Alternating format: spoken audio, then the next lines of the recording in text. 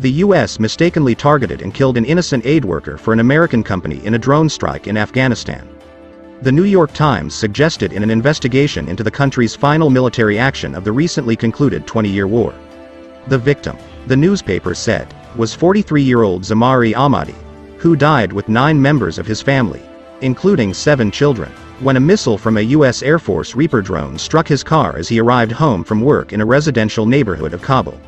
U.S. military officials have insisted the targets of the 29th of August operation were Islamic State suicide bombers plotting an attack on Kabul airport similar to that which killed 13 American troops helping with evacuations, and more than 170 others 3 days earlier.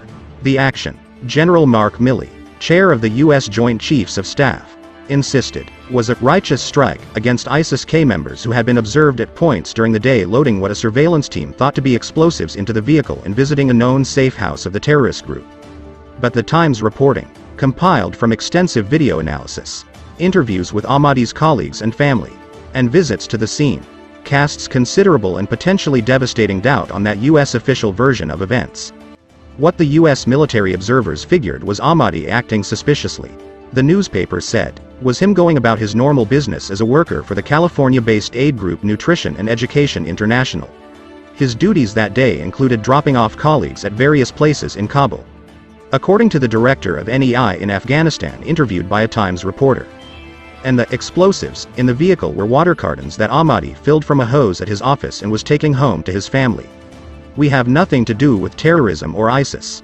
We love America. We want to go there, said the director, who was quoted anonymously because of the danger of being associated with a U.S. company doing business in Afghanistan.